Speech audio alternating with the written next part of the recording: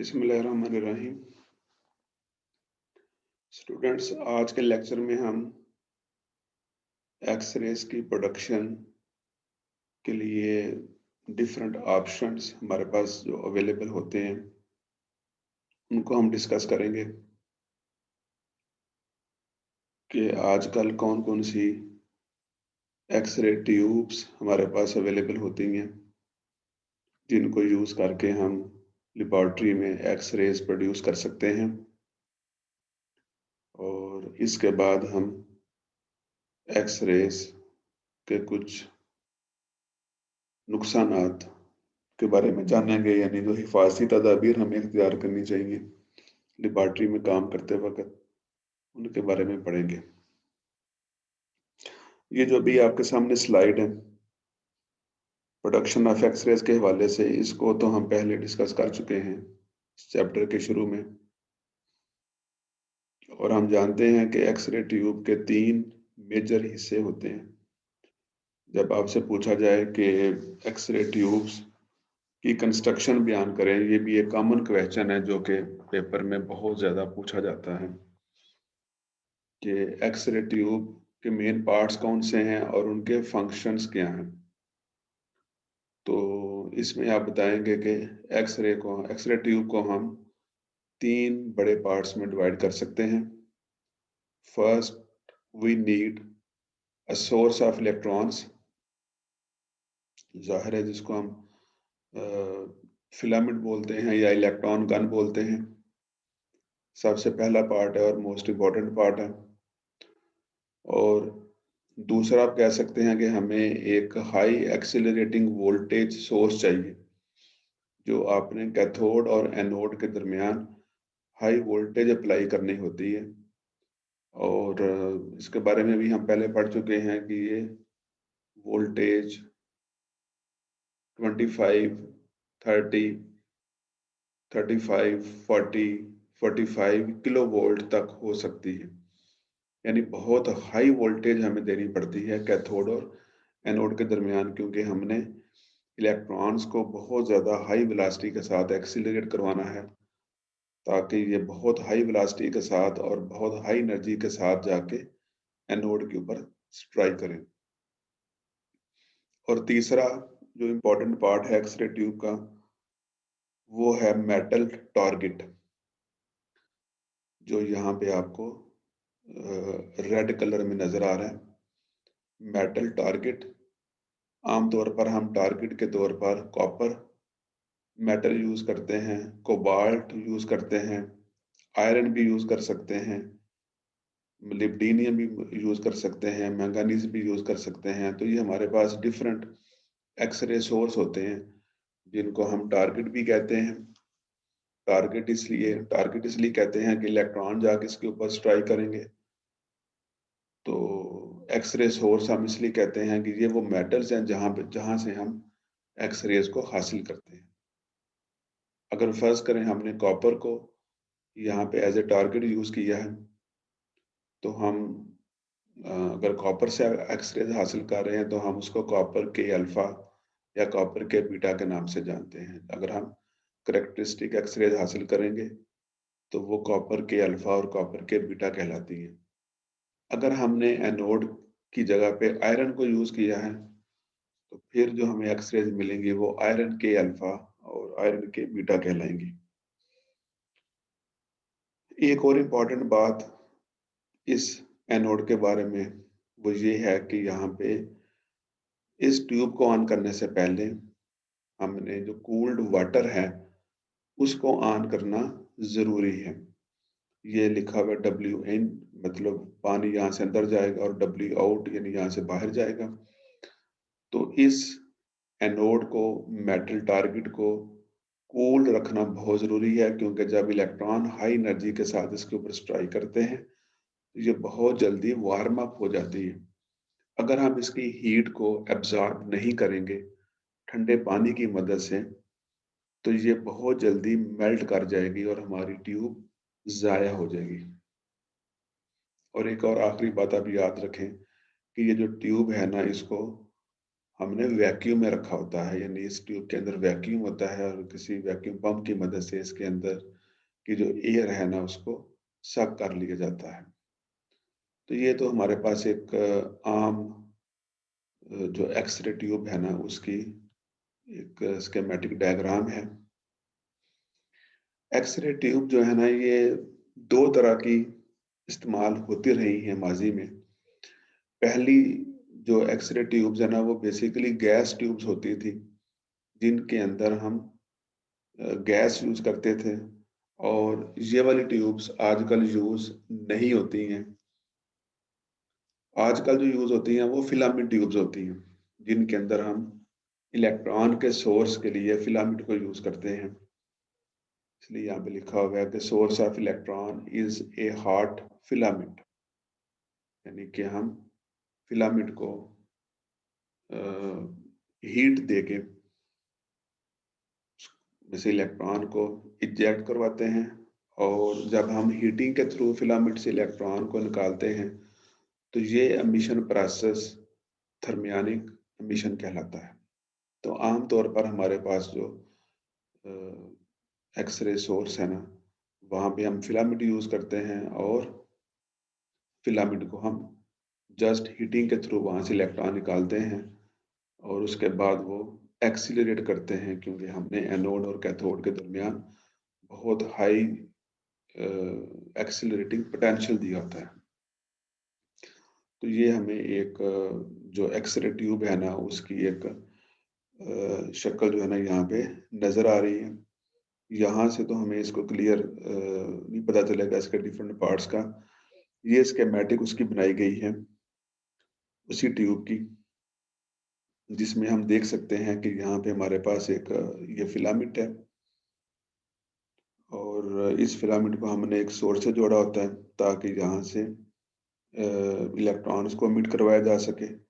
Tungsten का ये filament आमतौर पर होता है। यहाँ से इलेक्ट्रॉन निकलने के बाद हमने इस कैथोड और एनोड को यहाँ पे रखा गया है। तो कैथोड और एनोड के दरमियान बहुत हाई वोल्टेज होती है, नॉर्मली 25, 30, 35 किलो वोल्ट। ये हाई वेलोसिटी के साथ एक्सीलरेट करते हुए इस टारगेट के ऊपर इलेक्ट्रॉन स्ट्राइक करेंगे और अल्टीमेटली यहाँ से एक्स रेज प्रोड्यूस होंगी जो कि यहाँ से इस विंडो से या इस विंडो से बाहर आ जाएंगी। तो ये एक क्रॉस सेक्शनल व्यू है एक एक्स-रे ट्यूब का और ये इसकी ग्लास सीलिंग होती है और इसके अंदर से भी हमने एयर को सक कर लिया होता है और ये यहाँ पे भी वाटर कूलिंग पाइप्स मौजूद हैं ताकि टारगेट को या एनोड को हीट अप होने से बचाया जा सके। ये भी बच्चों उसी तरह की एक ट्यूब की एक और तरह से डायग्राम है। यहाँ पे आपको थोड़े से जो लफ्ज़ हैं ये ब्लर्ड नज़र आ रहे हैं, लेकिन ये बुक के अंदर ठीक है, वहाँ से आपको इसकी समझ आ जाएगी कि ये ग्लास इसकी केसिंग है और ये फिलामेंट है, ये इलेक्ट्रॉन बीम जा रही है, जाके ये टारगेट के ऊपर स्ट्राइक करेगी और ये यहाँ पे विंडो है जहाँ से एक्स रेज़ बाहर आएँगी। ये जो विंडो है यहाँ पे ग्लास लगा होता है जो कि आमतौर पर बेरिलियम या अ, इसी तरह के किसी और ग्लास का होता है और यहाँ पर भी जो ना ये वाटर कूलिंग पाइप्स मौजूद हैं ताकि टारगेट को हीट अप होने से बचाया जा सके। ये भी एक स्कीमेटिक है, डिफरेंट तरह की जो स्कीमेटिक्स जो है ना आपको बुक्स में मिलती हैं। यहाँ पर भी ये बताया गया कि ये हमारे पास एक हाई वोल्टेज सोर्स है जो कि कैथोड और एनोड के दरमियान हाई वोल्टेज सप्लाई करता है और ये एक लो वोल्टेज सोर्स है जो कि फिलामेंट को हीट अप करने के लिए यूज़ करते हैं ताकि फिलामेंट से इलेक्ट्रॉन खारिज किए जा सके। सब जो एक्स-रे की प्रोडक्शन के हवाले से जो एक इम्पोर्टेंट बात ज़हन में रखनी पड़ती है, वो फोकल स्पॉट का मुनासिब साइज़ में होना ज़रूरी है। फोकल स्पॉट से क्या मुराद है? फोकल स्पॉट से मुराद वो एरिया है टारगेट का जिसके ऊपर इलेक्ट्रॉन बीम स्ट्राइक करती है। यहाँ पे देखें कि ये इंसिडेंट इलेक्ट्रॉन बीम है जो कि इस एरिया के ऊपर जाके स्ट्राइक कर रही है। ये हमारा एनोड है, ये यहाँ पे लिखा हुआ है एनोड 1, ये एनोड है। तो एनोड के ऊपर जाके वो फर्ज करें अगर इस एरिया के ऊपर स्ट्राइक करती है, तो इसमें अगर फर्ज करें हमारा जो इफेक्टिव फोकल स्पॉट है ना, वो इस साइज में बनेगा, ठीक है। तो जैसे ही हम ये एंगल चेंज करेंगे, यानी एनोड का एंगल चेंज करेंगे कि एनोड को हमने इंसिडेंट इलेक्ट्रॉन बीम के लिहाज से किस एंगल पे रखा हुआ है। तो अगर हम ये एंगल स्मॉल कर देंगे, जैसे कि यहाँ पे ये एंगल एनोड 1 के केस में एंगल जो है ना ये 24 डिग्री था। यूँ समझें कि हमने इंसिडेंट इलेक्ट्रॉन बीम के लिहाज से एनोड को 24 डिग्री पे रखा हुआ था। तो इस केस में जो फोकल स्पॉट है ना, उसका साइज निस्बतन बड़ा बनेगा। और अगर हम इस इंसिडेंट एंगल को चेंज कर देंगे, यानी इलेक्ट्रॉन बीम का वो एंगल जो कि एनोड के साथ बनता है, अगर हम इसको चेंज कर देंगे, ये एंगल फर्ज करेंगे ये वाला जो है ये 12 डिग्री हो गया, यानी इसके मुकाबले में ये आधा हो गया, तो हम देखेंगे कि जो फोकल स्पॉट है ना वो छोटा हो गया।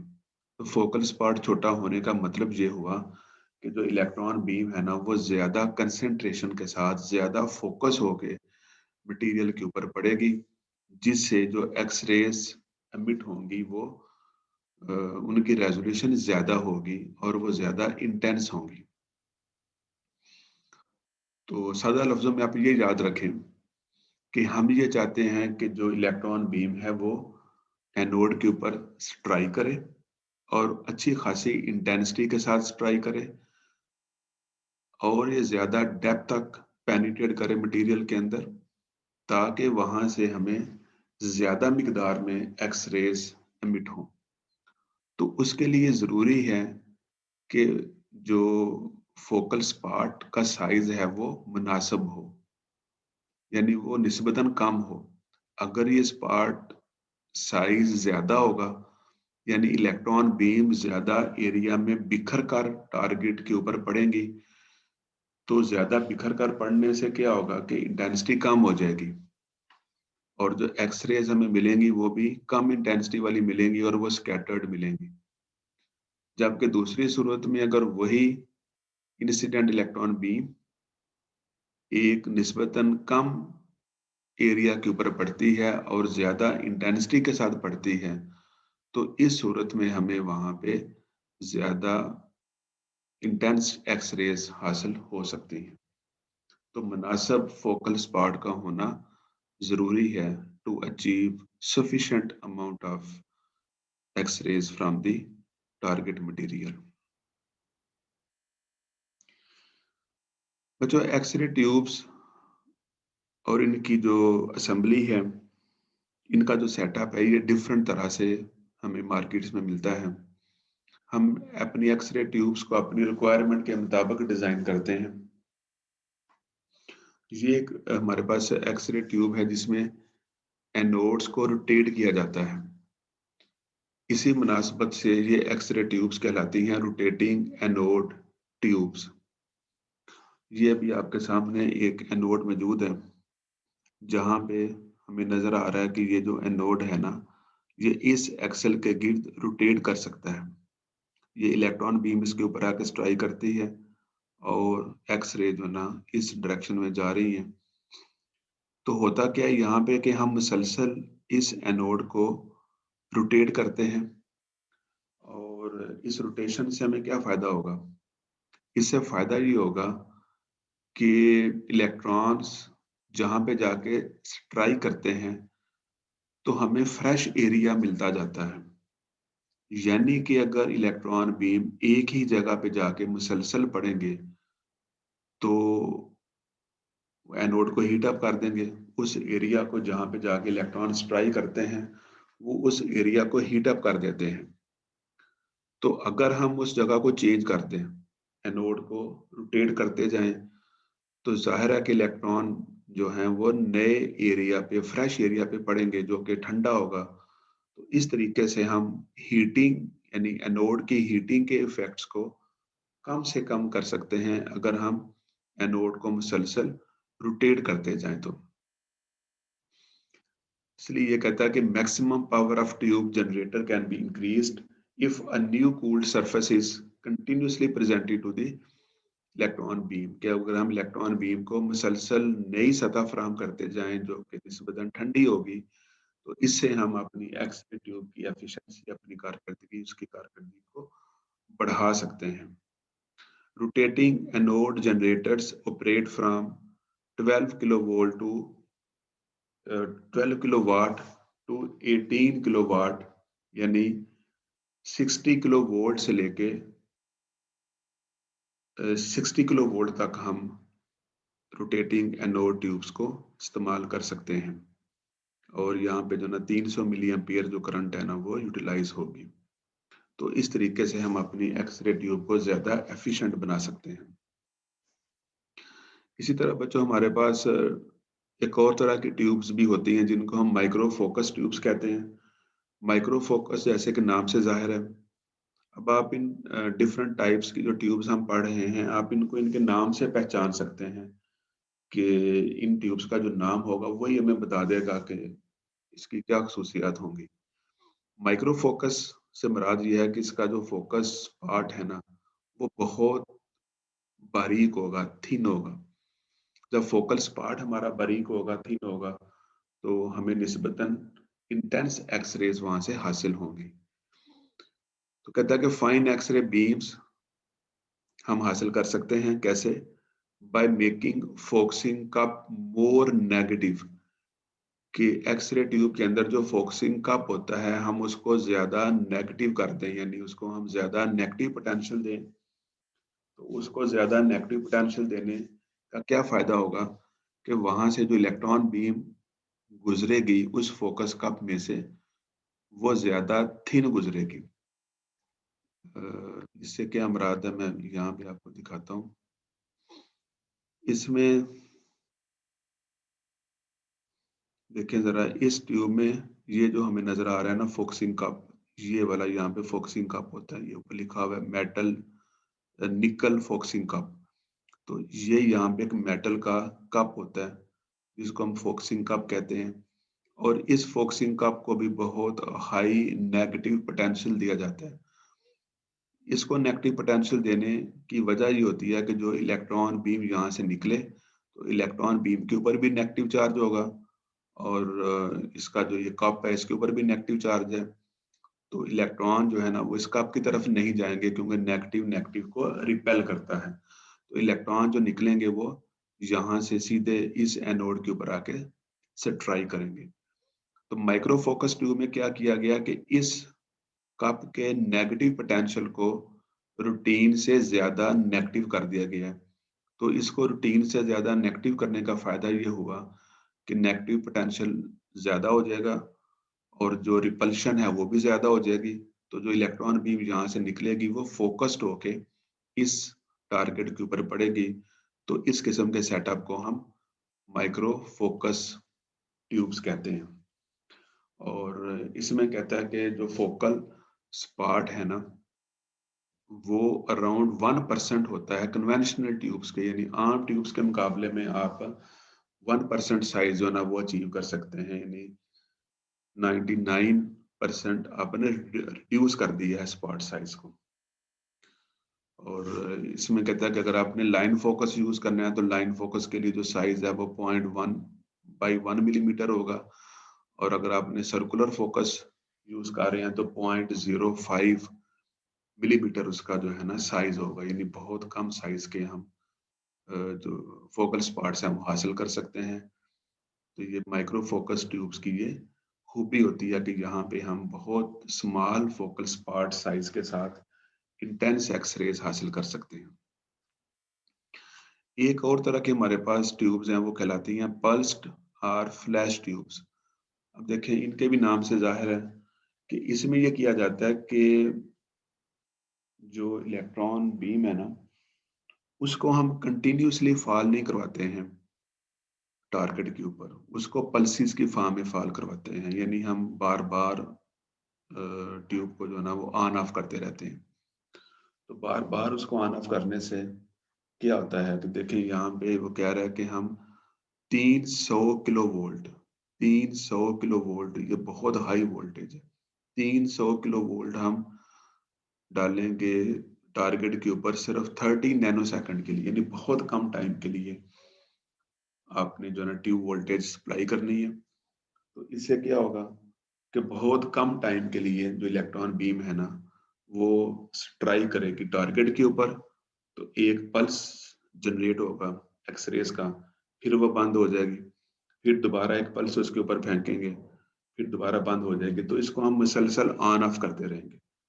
तो इस किस्म की असेंबली का फायदा भी ये होता है कि इसमें हमें बहुत इंटेंस किस्म की एक्सरेज मिलती हैं।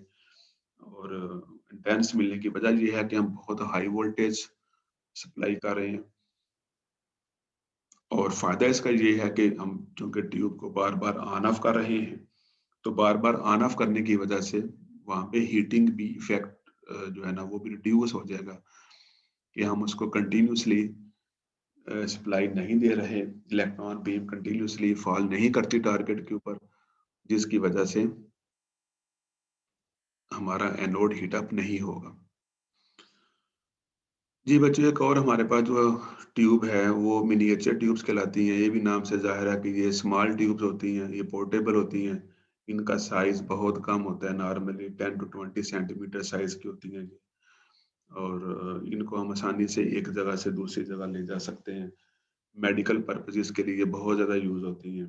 डॉक्टर जो है ना, जो लैब्स वाले हैं, वो आजकल लोगों के घरों में ट्यूब्स ले जाके तो जो छोटे मोटे एक्सरेज हैं वो हासिल कर लेते हैं। तो ये जो ट्यूब्स हैं पोर्टेबल, ये 50 किलो वोल्ट तक चल सकती हैं और 1 मिली एम्पियर जो है ना ये करंट नॉर्मली यूज करती हैं। तो मेडिकल डायग्नोसिस के लिए और एग्रीकल्चरल इस्तेमाल के लिए मिनिएचर ट्यूब्स का इस्तेमाल जो है ना वो आजकल बहुत ज्यादा हो रहा है। सब जो एक्सरेज हासिल करने का एक जो कॉमन तरीका आजकल दुनिया के एडवांस मुल्कों में हासिल यूज किया जा रहा है, वो है सिंक्रोट्रॉन रेडिएशन सोर्स।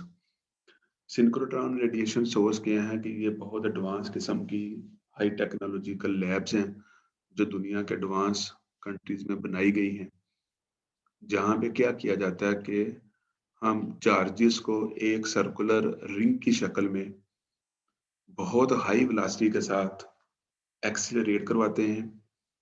और जाहिर है हम पढ़ चुके हैं कि जब चार्जेस एक्सीलरेट करते हैं, हाई वेलोसिटी के साथ एक्सीलरेट करते हैं, तो इलेक्ट्रोमैग्नेटिक रेडिएशन प्रोड्यूस होती है। और जैसे जैसे उनकी वेलोसिटी बढ़ती जाएगी, एक्सीलरेशन बढ़ता जाएगा, तो हमें ऐसी इलेक्ट्रोमैग्नेटिक वेव्स भी मिलेंगी जिनकी वेवलेंथ एक्स रेज की रेंज में होगी। तो हम वहां से जो एक्स रेज है ना वो हासिल करके यूज कर सकते हैं।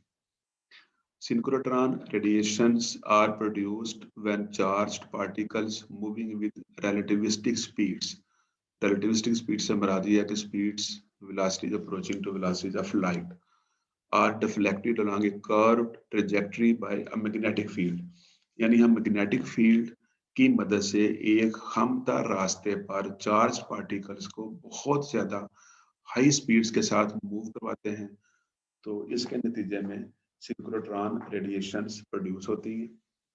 The radiation emitted are extremely intense and extends over a broad range of wavelengths from infrared through the visible and ultraviolet and into soft and hard X-rays regions of electromagnetic spectrum।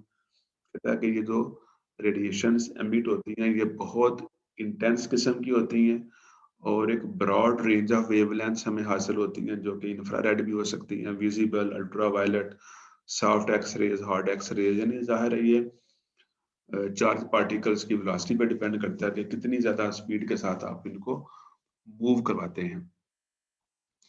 ये best source माना गया है x raise का, जो कि हम diffraction के लिए यूज कर सकते हैं।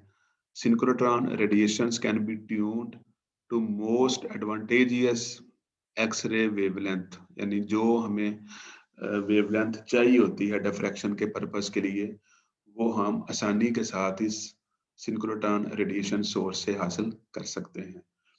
Divergence of X ray beam is minimum, यानी एक्सरे बीम जो है ना वो काफ़ी फासला तय करने के बावजूद भी फोकस रहती है और वो डाइवर्ज नहीं होती है, यानी फैलती नहीं है, उसकी इंटेंसिटी कम नहीं होती है, इसलिए हम इसको रिफ्रैक्शन के पर्पज़ के लिए आसानी से इस्तेमाल कर सकते हैं।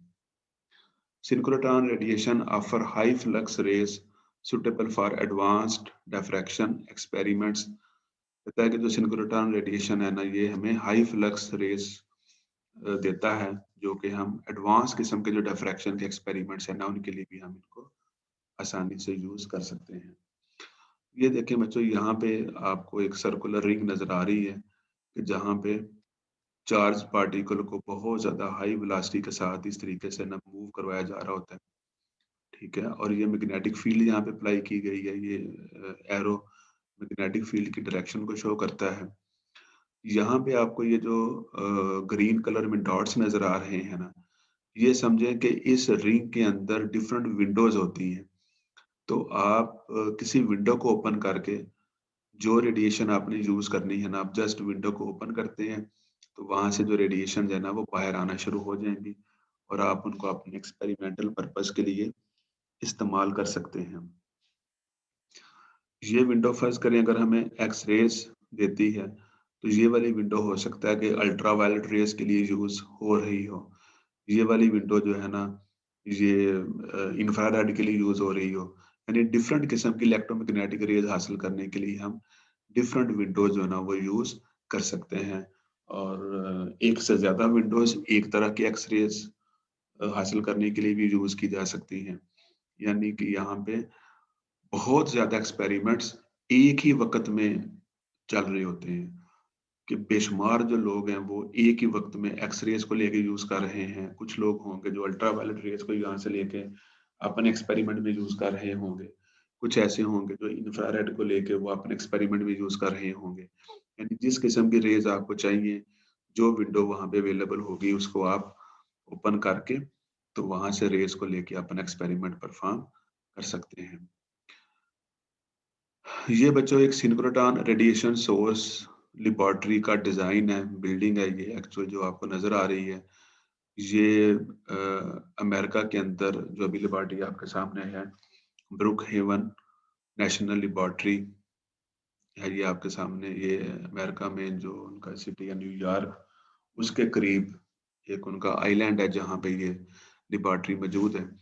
और यहाँ पे आपको ये जो सर्कुलर इमारत नजर आ रही है, जाहिर है ये बहुत बड़ी इमारत होती है और बहुत बड़ा ये सर्कल होता है जिसके अंदर जो है ना चार्ज पार्टिकल्स को मूव करवाया जाता है और मैग्नेटिक फील्ड की मदद से उनको एक सर्कुलर पाथ में रखा जाता है। तो इसका जो डायमीटर है इन लेबोरेटरीज का ये कई 100 मीटर और बाज़ सूरतों में ये कई 1000 मीटर तक भी होता है। तो इसी तरह अच्छा ये उसने यहाँ पे बताया हमें कि जो मैग्नेट्स की असेंबली है ना, जो मैग्नेट्स चार्ज पार्टिकल्स को सर्कुलर फॉर्म में मूव करवाते हैं, आप इन मैग्नेट्स को अपनी मर्जी के मुताबिक, अपनी रिक्वायरमेंट के मुताबिक डिफरेंट तरीकों से अरेंज कर सकते हैं। मसलन पहले फॉर्म में कहता है कि यहाँ पे आप बेंडिंग मैग्नेट यूज कर सकते हैं, जिस तरह ये आपको एक मैग्नेट नजर आ रहा है, ये एक बेंडिंग शेप में मैग्नेट्स हैं जो लगाए गए हैं। और एक और तरह का डिजाइन है जिसको विगलर का नाम दिया गया है, यहाँ पे जो ना मैग्नेट लगा के उसके दरमियान में कुछ गैप्स छोड़े जाते हैं फिर आगे मैग्नेट होता है। इसी तरह एक और असेंबली है जिसको अनड्यूलेटर का नाम दिया गया है। तो ये कहता है कि schematic of 3 approaches used for synchrotron light generation. Bending magnet light is available at all sources. Wigglers are undulators, which are periodic magnetic structures installed in straight sections, provide much enhanced flux and brightness. यानी कहता है कि जो विगलर और अंडुलेटर structures है ना, यहाँ पर पीरियाडिक मैग्नेट स्ट्रक्चर लगाए जाते हैं, यानी कि एक असेंबली लगा के फिर गैप छोड़ा जाता है, फिर उसमें एक और असेंबली लगाई जाती है मैग्नेट्स की, और इस तरीके से इलेक्ट्रॉन बीम को कंटिन्यूसली एक सर्कुलर पाथ में मूव करवाया जाता है। और इस तरीके से वहाँ पे इलेक्ट्रोमैग्नेटिक रेडिएशन प्रोड्यूस होती हैं और ये इलेक्ट्रोमैग्नेटिक रेडिएशन इंफ्रारेड भी हो सकती हैं, विजिबल भी प्रोड्यूस होती हैं, और इसके अलावा ultraviolet, soft X rays, hard X rays वगैरह हम इन सोर्सेज से हासिल कर सकते हैं। जी बच्चों, ये भी एक लेबॉरेटरी की शक्ल आपके सामने है। ये भी सिंक्रोट्रॉन रेडिएशन सोर्स है, जहाँ से हम एक्सरेज हासिल कर सकते हैं अपनी मर्जी के मुताबिक, रिक्वायरमेंट के मुताबिक, और उनको डिफ्रैक्शन के पर्पस के लिए यूज कर सकते हैं। ये अभी जो डायग्राम आपके सामने है ना, ये है लेबॉरेटरी है, ये फ्रांस में ग्रीनोबल के मकाम पर, और इसका नाम है यूरोपियन सिंक्रोट्रॉन रेडिएशन फैसिलिटी। और ये जो बिल्डिंग आपको नजर आ रही है, इसका भी जो डायमीटर है ना, तकरीबन 800-850 मीटर है। मुझे इसकी एग्जैक्ट फिगर तो याद नहीं है, बहरहाल ये 800 मीटर से ज्यादा ही इसका जो ना डायमीटर है। ये भी एक बहुत बड़ी लेबॉरेटरी है। ये सारी की सारी लेबॉरेटरी अंडरग्राउंड है। पेट्रा के नाम से, पेट्रा 3 के नाम से ये लेबॉरेटरी जानी जाती है, और ये जर्मनी में है। और ये सारी लेबॉरेटरी जो है ना अंडरग्राउंड जमीन में बनाई गई है। जो आपको ये येलो सर्कल नजर आ रहा है, ये अंडरग्राउंड उस लेबॉरेटरी को जाहिर करता है, जिसका जो डायमीटर है ना वो कई 100 मीटर है। और यहाँ से भी हम अपनी मर्जी की, अपनी रिक्वायरमेंट की एक्सरेज हासिल करके तो डिफ्रैक्शन का एक्सपेरिमेंट कर सकते हैं। तो इस तरह दुनिया के अंदर बहुत बड़ी बड़ी लैब्स मौजूद हैं, जहाँ से हम अपनी मर्जी की इलेक्ट्रोमैग्नेटिक रेडिएशंस हासिल कर सकते हैं। लेकिन जाहिर है, यहाँ पे जो साइंटिस्ट काम कर रहे होते हैं वो हजारों की तादाद में होते हैं, और उन्होंने अपनी पहले बुकिंग करवाई होती है, और उन्होंने बाकायदा अपना दिन, टाइम, एक एक सेकंड का हिसाब रखा होता है। जिस दिन उनकी बुकिंग होती है उस दिन जाके वो अपना एक्सपेरिमेंट परफॉर्म कर लेते हैं। ये भी एक लेबॉरेटरी है, सिंक्रोट्रॉन रेडिएशन सोर्स है, ये ऑस्ट्रेलिया के अंदर है। और इसमें भी जो है ना सर्कुलर बिल्डिंग, जिसमें 216 मीटर जो ना इसकी स्टोरेज रिंग है। 216 मीटर का मतलब ये है कि इसका ये सरकमफ्रेंस होगा। जी बच्चों, ये तो थे डिफरेंट जो सोर्सेज हम एक्सरेज के यूज करते हैं डिफ्रैक्शन के लिए। अब एक्सरे जहाँ पे हमारे इतने काम आती है ना, वहाँ पे इसके कुछ नुकसानात भी हैं, क्योंकि ये बहुत सीवियर किस्म के बर्न्स पैदा करती हैं। इसलिए हमें ये पता होना चाहिए कि जब हम एक्सरे लेबॉरेटरी के अंदर काम कर रहे हो, तो हमने अपना बचाव कैसे करना है, और एहतियाती तदाबीर जो है ना वो कैसे हमने बरकरार लानी है। तो क्योंकि एक्सरे ट्यूब से हमारा काम तो है कि जो एक्सरेज है ना वो एक डायरेक्शन में जाएं, और डिफ्रैक्शन का एक्सपेरिमेंट हो, और हमें डेटा मिले हो, उसको हम एनालाइज करें। लेकिन अगर वहां से एक्सरे ट्यूब से जो एक्सरेज हैं वो लीक होना शुरू हो जाए, तो वो जो लीकेज है ना वो अगर इंसानी जिस्म के ऊपर पड़ना शुरू कर दे, तो थोड़ी देर के बाद वहां पे बर्न इतने सीवियर हो जाएंगे कि जिल्द जो है ना वो मुकम्मल तौर पर डिस्ट्रॉय हो जाती है, वो जल जाती है, और बाद दफा वो इररिपेयरेबल जिल्द जो है ना वो हो जाती है। इसलिए इंतहाई एहतियात के साथ जो है ना इन लैब्स के अंदर काम किया जाता है, और ये चेक करने के लिए कि जो एक्सरेज हैं वो मशीन से बाहर तो नहीं आ रही, लीकेज तो नहीं हो रही। हमारे पास डिफरेंट डिटेक्टर्स होते हैं, जिनको यूज करके हम देख सकते हैं कि जो एक्सरेज है ना वो अपने मुकर्रर करदा रास्ते पर ही जा रही हैं, और वो इधर उधर फैल तो नहीं रही हैं। तो इसके लिए हम फ्लोरेसेंट स्क्रीन यूज कर सकते हैं। फ्लोरेसेंट स्क्रीन क्या होती है, जिस तरह ये जिंक सल्फाइड है ना, विद ट्रेस ऑफ निकल, यानी निकल थोड़ा सा मिक्स किया जाता है जिंक सल्फाइड के अंदर। तो ये जो जिंक सल्फाइड की जो स्क्रीन है ना, ये हमें बता देती है कि यहाँ पे एक्सरेज मौजूद हैं कि नहीं है। क्योंकि जब एक्सरेज पड़ती है ना जिंक सल्फाइड के ऊपर, तो जिंक सल्फाइड ग्लो करना शुरू कर देगा। तो अगर जिंक सल्फाइड ग्लो करना शुरू कर दे, तो उसका मतलब यह है कि वहाँ पे एक्सरेज मौजूद है, तो हमें वहाँ से अवॉइड करना चाहिए। इसी तरह फोटोग्राफिक फिल्म यूज करके भी हम एक्सरेज को रीड कर सकते हैं, क्योंकि हमें पता है कि ये फोटोग्राफिक फिल्म के ऊपर ब्लैकनिंग प्रोड्यूस कर देती है। इसी तरह हमारे पास गाइगर काउंटर्स होते हैं, प्रोपोर्शनल काउंटर्स हैं, और सीडिलेटर काउंटर्स होते हैं। कि डिफरेंट जो काउंटर्स हैं ना, ये एक्सरेज को काउंट करके, रीड करके हमें बता देते हैं कि यहाँ पे एक्सरेज मौजूद हैं या नहीं है, और अगर हैं तो वो कितनी मिकदार में मौजूद हैं, मतलब वो हमारे जिस्म के लिए जो एक्सेप्टेबल डोज है उससे अगर कम है फर्ज करें फिर तो ठीक है, अगर वो उस डोज से ज्यादा है तो फिर यकीनन वो खतरे की बात है और हमें इसे अवॉइड करना चाहिए। इसके अलावा ज़ाहिर है जब एक्स-रेज़ हम देखते हैं कि जो एक्स-रे ट्यूब है बहुत हाई वोल्टेज पे ऑपरेट करती हैं। ये 30, 35, 40 हज़ार वोल्ट पे ऑपरेट कर रही होती हैं।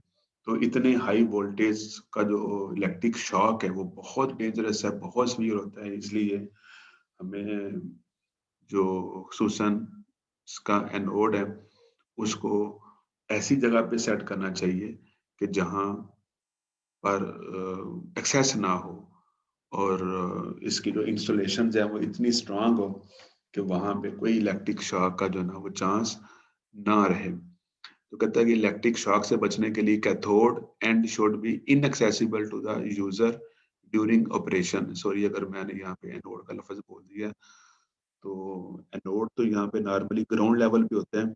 जो कैथोड है ना इसको हमने इनएक्सेसिबल बना देना होता है ताकि जो यूजर है ना वो इस तक ना पहुंच सके, क्योंकि कैथोड का जो पोटेंशियल है वो बहुत ज्यादा हाई होता है। इसलिए इसको इनएक्सेसिबल बना दिया जाता है कि यहाँ पर किसी भी तरीके से जो ऑपरेटर है ना वो इसको टच ना कर सके।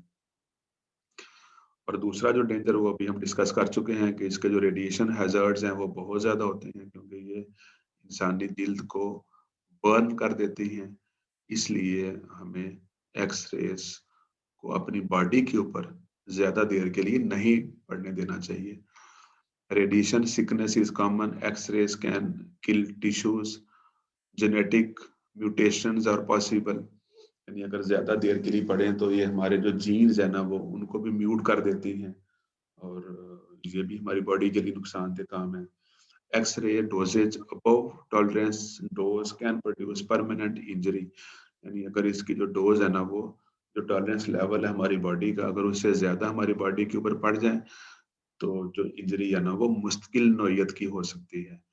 X-rays used in diffractions are relatively large wavelengths can be easily absorbed by exposed organs such as the skin and eyes। कहता है जो एक्सरेज हम यूज करते हैं ना डिफ्रैक्शन के लिए नॉर्मली इनकी जो वेवलेंथ है वो ज्यादा होती है, इसलिए ये आसानी के साथ जज़ब हो जाती हैं जो ह्यूमन ऑर्गन्स हैं, जो स्किन वगैरह हैं, जो आईज हैं। इसलिए हमें इनसे बचने हर सूरत बचने की कोशिश करनी चाहिए। रेगुलरली यूज रेडिएशन सर्वे मीटर्स, यानी एहतियाती तदाबीर के तौर पर कहा गया है कि हमें जो सर्वे मीटर्स है ना उनको बाकायदगी से इस्तेमाल करना चाहिए अपनी लेबोरेटरी के अंदर। ये सर्वे मीटर्स ऐसे मीटर्स होते हैं जो कि हमें बता देते हैं कि यहाँ पे जो एक्स-रेज़ है ना वो लीक तो नहीं हो रही। पुराने ज़माने में जो एक्स-रे मशीनें आती थी ना, ये उसकी शक्ल आपके सामने है कि ये ओपन एक्स-रे ट्यूब कहलाती थी। यानी यहाँ पे देखें आपको ये नज़र आ रहा है कि हमारे पास एक्स-रे ट्यूब है और ये बिल्कुल ओपन होती थी और ये पीछे गोनियोमीटर लगा हुआ है, इसके अंदर हम अपना सैंपल रखते थे। तो ये वाली जो एक्स-रे ट्यूब्स है ना, ये ज़्यादा डेंजरस होती थी और इनके लिए जो डिटेक्शन है ना, बार-बार डिटेक्शन और बार-बार देखना कि कहीं से लीकेज तो नहीं हो रही, ये बहुत ज़रूरी होता था। लेकिन आजकल जो एक्स-रे ट्यूब्स आ रही हैं, ये आपके सामने इसकी डायग्राम है कि इनको जो है ना प्रॉपर्ली शील्ड कर दिया गया है, अब इनको कवर कर दिया गया है। सिर्फ़ एक विंडो की मदद से हम इसको देख सकते हैं। बल्कि जो आजकल एक्स-रे ट्यूब आ रही हैं, उनके अंदर कुछ सेंसर लगा दिए गए हैं कि अगर किसी जगह से एक्स-रेज़ लीक हो रही हों, तो वो जो सेंसर्स हैं ना, वो अलार्म बजाना शुरू कर देते हैं। तो जिससे हमें पता चल जाता है कि देयर इज़ समथिंग रॉन्ग और एक्स-रेज़ जो है ना, वो लीक हो रही हैं और वो बिखर गई हैं इधर-उधर। तो ये अलार्म बजना शुरू हो जाएगा, तो उसके बाद फिर हमें मशीन को फ़ौरन बंद कर देना चाहिए और उसकी लीकेज को ख़त्म करके फिर हमें दोबारा इसको ऑन करना चाहिए। तो जिस तरह मैंने सेंसर की बात की है, आजकल इस किस्म के सेंसर्स भी आ रहे हैं रिंग शेप में। तो आजकल क्या होता है कि जो ऑपरेटर्स होते हैं ना, वो इस किस्म के जो रिंग शेप्ड सेंसर्स हैं ना, इनको भी पहन लेते हैं जब वो एक्स-रे डिफ्रैक्टोमीटर के ऊपर काम कर रहे होते हैं कि अगर किसी जगह पे इधर-उधर एक्स-रेज़ मौजूद हों, बिखरी हुई हों और वो बॉडी के ऊपर एक्सपोज़ हों, तो जो सेंसर्स हैं ना, वो हमें बता देते हैं कि यहाँ पे एक्स-रेज़ मौजूद हैं, जो कि हमारे लिए खतरनाक हो सकते हैं। इसलिए हम फ़ौरन जो है ना, उनसे बचने की कोशिश करते हैं और मशीन को बंद करके जहाँ पे लीकेज वगैरह है, उसको ख़त्म करते हैं। जी स्टूडेंट, यहाँ पे हमारा जो पहला चैप्टर है ना, वो ख़त्म हो गया बीडी कुल्टी की बुक का। इंशाल्लाह अगले लेक्चर से हम नेक्स्ट चैप्टर स्टार्ट करेंगे और पहले चैप्टर के एंड पे कुछ क्वेश्चंस हैं जो कि मैंने आपको बतौर असाइनमेंट देने हैं, वो मैं आपको अलहदा से ईमेल करूँगा। तो आप आज के लेक्चर को गौर से सुनें, इसको रिपीट करें। अगर आज के लेक्चर के बारे में कोई भी क्वेश्चंस हों, कोई भी बात आपको समझ ना आई हो, तो आप वाया ईमेल मुझे वो क्वेश्चन पूछ सकते हैं। मैं आपको वाया ईमेल भी जवाब देने की कोशिश करूँगा और आपके जो क्वेश्चंस होंगे वो हम अगले लेक्चर से पहले भी डिस्कस कर सकते हैं। ओके बच्चों, अल्लाह हाफ़िज़।